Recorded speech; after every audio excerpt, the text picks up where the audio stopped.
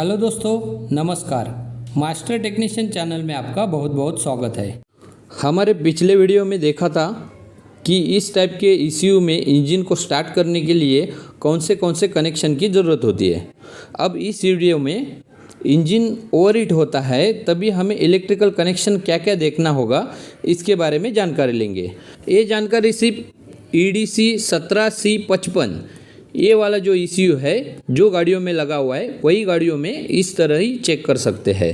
तो पहले हम एक्सीलेटर पेडल का कनेक्शन कैसा होता है वो देखेंगे।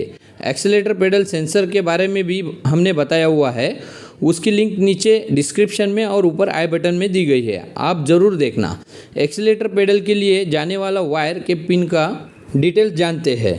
तो सबसे पहला नंबर पिन 82 नंबर वाला पिन होता है, एक्सीलेटर पेडल के लिए ग्राउंड का कनेक्शन होता है। बाद में दूसरा 60 नंबर पिन पेडल से आने वाला सिग्नल ECU के इनपुट के लिए होता है। तीसरा पिन 40 नंबर का होता है, उस पिन में 5 वोल्ट का ECU सप्लाई देता है।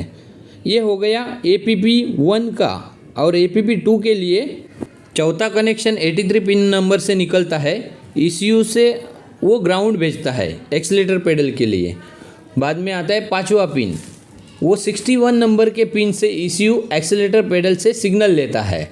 और लास्ट का पिन बचा छठवा, वो 18 नंबर पिन से होता है ECU के, उसमें पेडल के लिए 5 वोल्ट का सप्लाई ECU भेजता है। ऐसे पिन्स होते हैं। ये सिर्फ आपके जानकारी के लिए हम बता रहे हैं। एक्सीलेटर पेडल का डिटेल्स में हमने एक वीडियो बनाया हुआ है, उसकी भी लिंक नीचे डिस्क्रिप्शन में हमने दी है, आप ज़रूर देखना। अगर हमारा लैपटॉप या स्कैन टूल कनेक्ट नहीं हो रहा है तो ECU के पिन 65 और 66, 65 और 66 से कैन हाई और कैन लो आता है, वो OBD कनेक्टर के 6 और 14 नंबर पिन में चला जाता है। और 65 नंबर ECU के पिन से निकलकर OBD सॉकेट के 6 नंबर के पिन में चला जाता है। और 66 नंबर पिन से ECU से निकलकर कैन लो के लिए OBD के 14 नंबर पिन में चला जाता है। यहाँ से अगर लैपटॉप या स्कैन टूल कनेक्ट नहीं होता है तब ये इन्फॉर्मेशन आपके काम आएगी। इसके ऊपर भी हमने एक वीडियो बनाया हुआ है, अगर कम्युनिकेशन फेल हो रहा है तो क्या क्या करना चाहिए, क्या क्या चेक करना चाहिए, उसकी भी लिंक आपको मिल जाएगी। अब आते हैं हमारे मेन पॉइंट पे। अब इंजन ओवरहीट होता है तब इलेक्ट्रिकल कनेक्शन क्या क्या चेक करना है वो देखते हैं। हाँ, पर मैकेनिक साइड से कूलेंट का लेवल चेक करना ज़रूरी है। कूलिंग सिस्टम में अगर एयर लॉक हुआ ये चेक करना ज़रूरी है, या उसी के अंदर एयर बबल नहीं आ रहा है, कूलिंग सिस्टम के अंदर एयर बबल नहीं आ रहा है, वो भी चेक करना ज़रूरी है।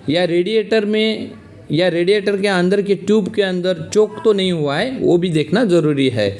अगर चोक रहेगा तो भी कूलेंट का सर्कुलेशन प्रॉपर नहीं होगा, तब भी ओवरहीट हो सकता है। या रेडिएटर का कोर जो बाहर से उसके अंदर मिट्टी भी जमा हो जाएगी, तब आने वाला आगे से हवा क्रॉस नहीं कर पाएगा और उसकी वजह से भी इंजन ओवरहीट हो सकता है। अब इलेक्ट्रिकल चेकिंग में कूलेंट टेम्परेचर सेंसर से ECU के 28 नंबर पिन में चला जाता है, वो ECU सेंसर को यहाँ से ग्राउंड का कनेक्शन भेजता है। और सेंसर से जो दूसरा पिन वायर से निकलता है वो ECU के 33 नंबर पिन में टेम्परेचर का सिग्नल बन के चला जाता है। तब ECU समझ लेता है कि इंजन का टेम्परेचर कितना है। उसके आधार पर ECU 93 नंबर पिन से radiator fan slow speed relay में 85 नंबर के पिन के अंदर ग्राउंड का कनेक्शन भेज देता है। और 86 में इग्निशन ऑन करने के बाद EMS रिले से 12 वोल्ट का कनेक्शन पहले से ही रहता है।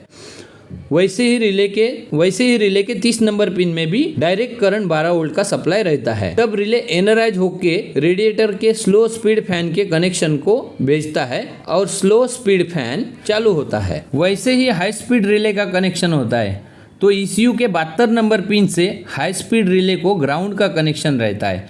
जब और इंजन गर्म होगा तब हाई स्पीड फैन को हाई स्पीड रिले से कनेक्शन जुड़ जाता है और हाई स्पीड फैन चालू हो जाता है। दोस्तों, अगर आपको ये इन्फॉर्मेशन अच्छी लगी तो लाइक, सब्सक्राइब, शेयर ज़रूर करना। धन्यवाद।